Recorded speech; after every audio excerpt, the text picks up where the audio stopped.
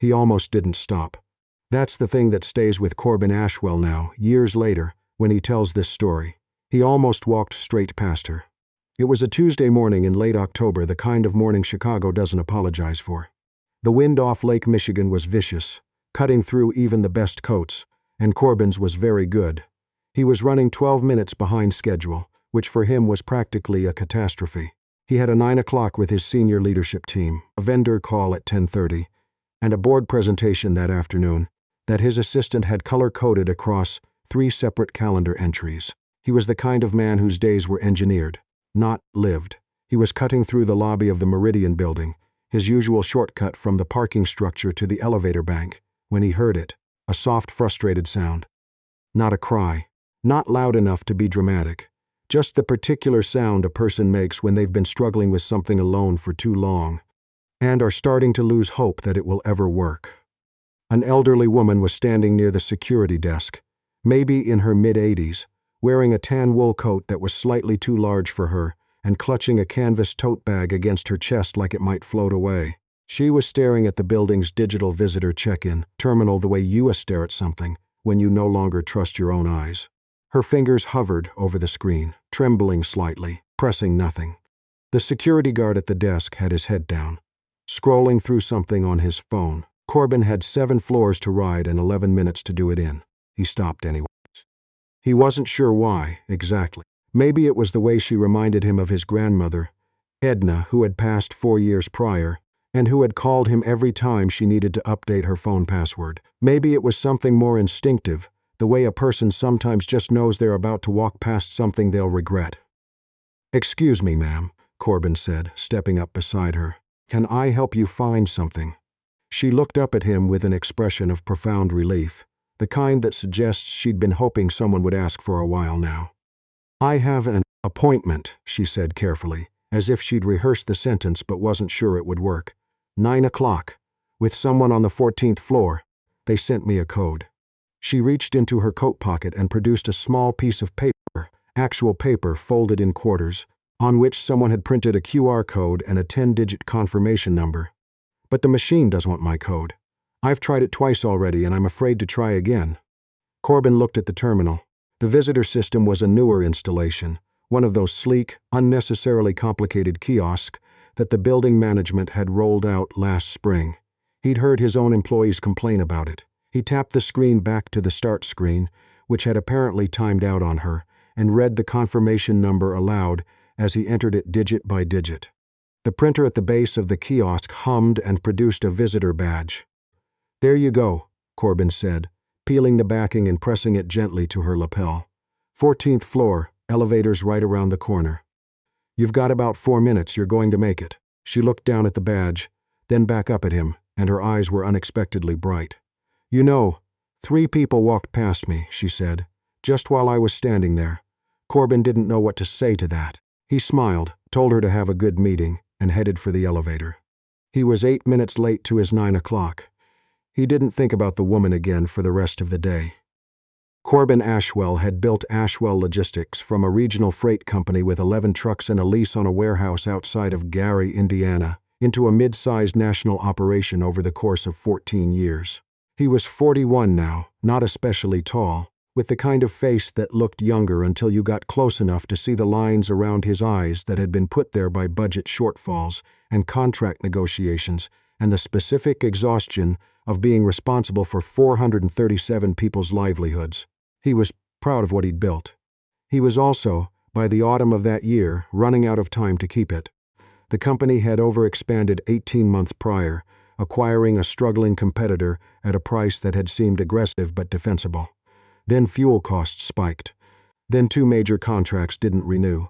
Then the bank that held their primary line of credit was absorbed by a larger institution that had different risk tolerances and, specifically, a different tolerance for Corbin's industry. The new lender had issued a covenant review notice that amounted to a polite legal way of saying, "We are considering calling your debt." Corbin had not told anyone on his staff how bad it actually was. He told his CFO Meredith Okoro because he had to. He told no one else. He carried it the way men like him often carry things, quietly, in the space behind his sternum where the anxiety lived, presenting perfectly composed in every meeting while privately doing the math at 3 in the morning. There was one possibility. A private equity firm out of Atlanta called Hartfield Capital had expressed interest in a partnership structure that could recapitalize the business and give Corbin the runway he needed. He'd had 2 calls with their managing director, a polished, difficult man named Stuart Finch, and the conversations had been encouraging but non-committal. Hartfield had other opportunities. They were watching. Into this situation walked his head of operations, a man named Greg Palliser. Corbin had hired Greg 3 years ago from a larger competitor, lured him with equity and a title and the kind of autonomy that appealed to a certain type of ambitious person. Greg was good at his job. He was also, Corbin had gradually come to understand, the sort of person who filed his ambitions away carefully and waited for the right moment to deploy them. That moment apparently had arrived. Corbin found out on a Wednesday. Meredith knocked on his office door, closed it behind her without being asked, and sat down with the expression of someone delivering news they've been dreading. "I got a call this morning," she said, "from a contact at Hartfield. She's a friend. She told me because she thought I should know." Corbin waited. Greg has been in contact with Stuart Finch directly. For the past 6 weeks. He's been positioning himself as an alternative management option. Meredith paused. He told them the company would be more stable under a restructured leadership arrangement. He told them you're emotionally attached to legacy systems and that your judgment has been compromised by the financial pressure. Corbin heard his own breathing for a moment. He's also been in contact with 2 members of our board, Meredith continued, apparently suggesting that a leadership transition would make Hartfield's investment more likely. The thing about a betrayal like that is that it doesn't arrive with a clear emotion. There's no clean anger, not right away. What Corbin felt first was something more like the particular disorientation of standing in a room you've spent years building and suddenly not recognizing the walls. He thanked Meredith, asked her to keep it between them for now, and spent the rest of the day conducting business exactly as normal. He had a vendor call and a check-in with his dispatch managers and a conversation about holiday scheduling with HR. He did all of it without a single person suspecting anything. That evening, he drove home to the house in Evanston, ate dinner alone because his wife Patrice was at her sister's in Milwaukee for the week, and sat at the kitchen table for a long time with a glass of bourbon he didn't finish. He thought about the 437 people. He thought about Meredith, who had been with him since year 3. He thought about the warehouse crews in Gary and the drivers on the I-80 corridor, and the dispatcher named Alice, who'd sent him a birthday card every year for a decade. He thought about what it would mean if Hartfield walked away entirely because of Greg's maneuvering, and what it would mean for all of them. He went to bed. He did not sleep much. 3 days later, Corbin was in his office, reviewing a freight rate analysis when his assistant knocked and told him a woman had arrived without an appointment asking to see him, an elderly woman. She had given her name as Edna Fairweather. Corbin looked up from his screen. "She says you helped her in the Meridian building last Tuesday," his assistant added, reading from a notepad. "She says she'd like to return the favor if you're willing to give her 10 minutes. He almost said no. He had 4 things open on his computer and a call in 40 minutes. "Send her in," he said. She was smaller than he remembered somehow, which was not unusual. He'd been surprised since childhood how memory tends to inflate people. She was wearing a different coat, a deep green one that suited her better, and she moved with the careful deliberateness of someone who has made peace with the fact that the world moves faster than she prefers. She sat down across from him and folded her hands on the edge of his desk and looked at him directly, with eyes that were sharp and unhurried, in a way that made Corbin instinctively straighten in his chair. "You helped me find my appointment last week," she said. "You were in a hurry, I noticed that. You stopped anyway." "I remember," Corbin said. "How was your meeting?" "Productive." A small private smile. "I own a company. 3 of them, actually, though one is more of an investment than an operation at this point. I had come to the Meridian building to meet with my attorneys. There are some matters being sorted out." She paused. "I have since done a little research on you, Mr. Ashwell. I hope that's not presumptuous." Corbin leaned back slowly. "What kind of research?" "The kind one does when one is looking for a freight and logistics partner." She opened her tote bag and produced a folder, which she set on the desk without opening it. "My primary operation is Fairweather Distribution."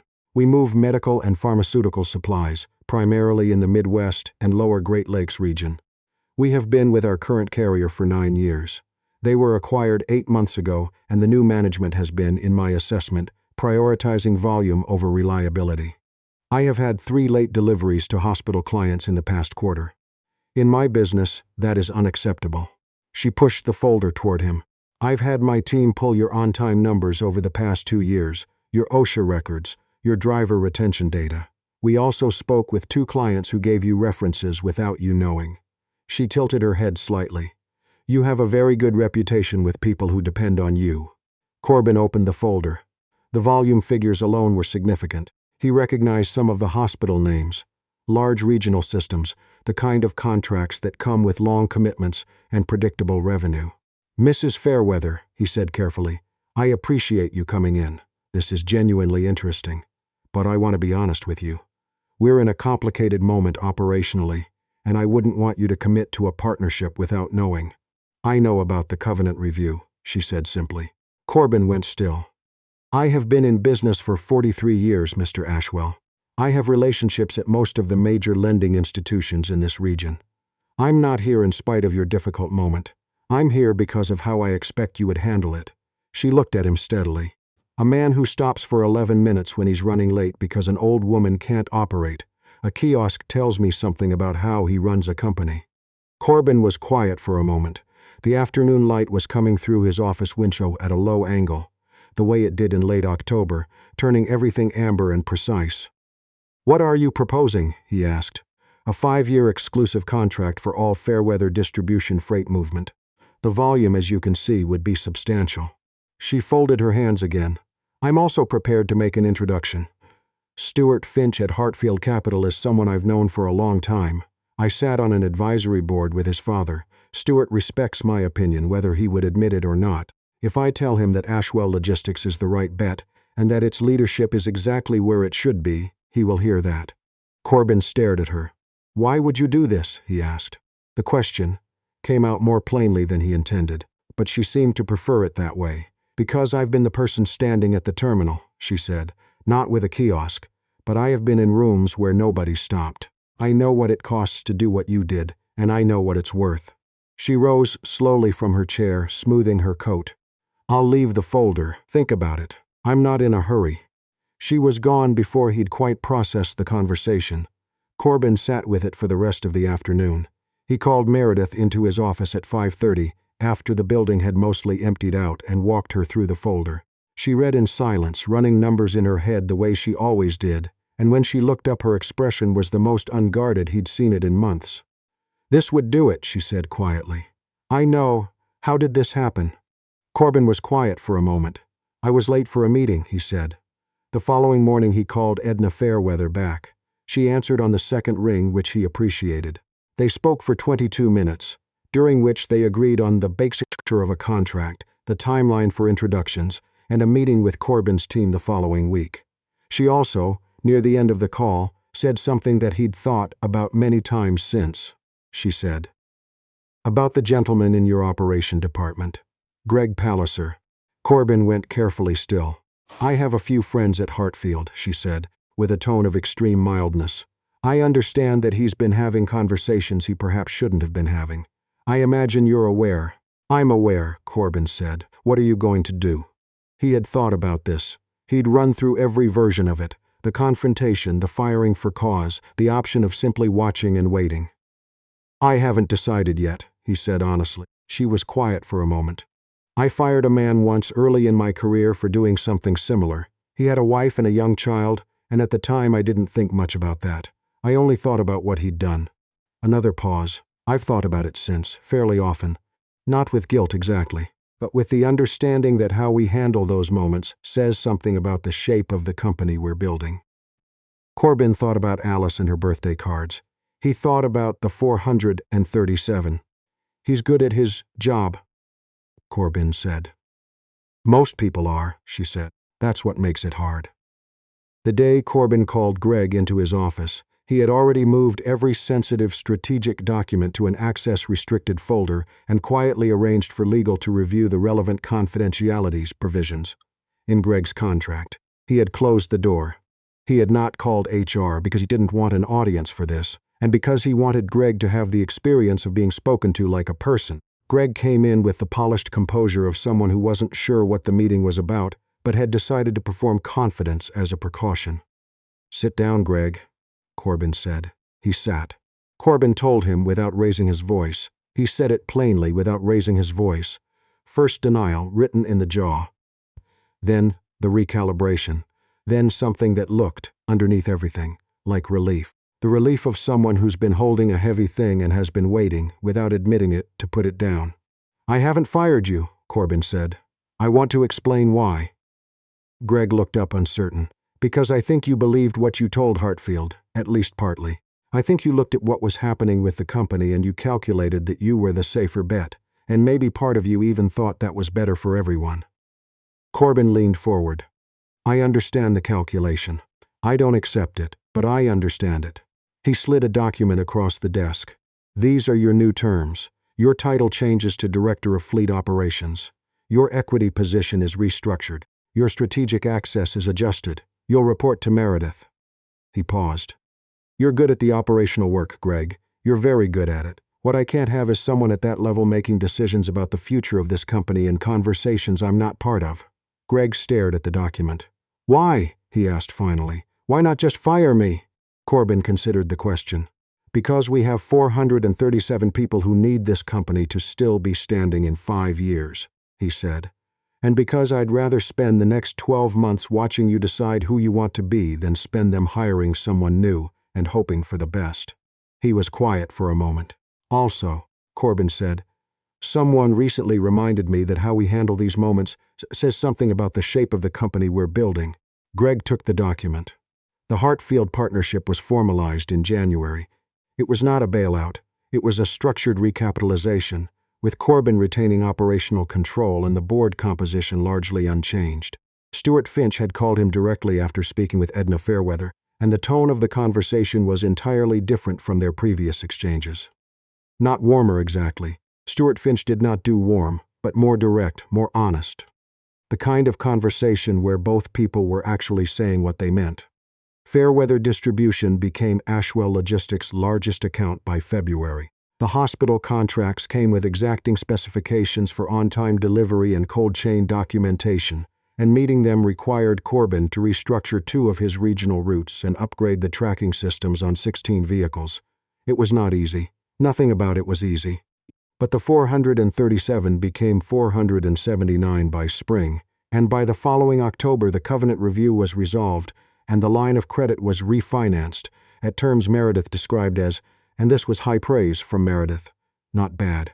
Corbin visited his mother's grave in November, which he did every year. His mother, who had raised him in a small house in Cicero and who had worked the customer service desk at a department store for 22 years and who had told him once, when he was maybe 12 years old and furious about some injustice at school, that the way you treat people when it costs you something is the only thing that actually says anything about you. He stood there for a while in the cold, the way you do. Edna Fairweather became something he hadn't entirely expected. A presence, not intrusive, not exactly a mentor in any formal sense. More like a person who called occasionally to ask a good question and listened carefully to the answer. She had opinions about freight economics that were worth hearing. She had stories that were sometimes funny and often instructive. She had a way of observing things without editorializing that Corbin found himself trying, consciously, to learn. She had also, in a way that was characteristic of her, never once made him feel like he owed her. He thought about this often, about what it means to do something for someone without making them carry the weight of the transaction, about how rarely people manage it, about how the most significant things in his life, the company, the people in it, the version of himself he was still working on becoming, had been shaped not by grand strategies but by small decisions made in busy moments when it would have been easy to keep walking. The morning he finally told the full story to his leadership team, at an offsite in March, on a cold morning when the coffee was bad and the lake outside the windows was the color of pewter, he watched them listening and thought about what it meant to run a company that believed this. Not as a slogan on a wall, not as a value statement in an annual report, but as the actual animating logic of how they made decisions every single day. Leadership isn't about the big moments, he told them. It's about who you are in the 11 minutes when nobody's watching and you're already late. Meredith, sitting at the end of the table, said nothing. She just wrote something down. Corbin had learned, over 8 years, that when Meredith wrote something down, it was because she thought it was true. After the offsite, he stopped at the Meridian building again on his way back to the office. He didn't have any particular reason to go in. He just stood in the lobby for a moment near the visitor terminal, watching the morning crowd move through. Most of them were looking at their phones or their watches or at some point in the middle distance where people look when they're already mentally somewhere else. A young man in a delivery uniform was standing near the terminal, looking at it with the particular expression of someone who doesn't know where to start. Corbin checked the time. He was 12 minutes early, which was unusual. He walked over. "Can I help you find something?" he said.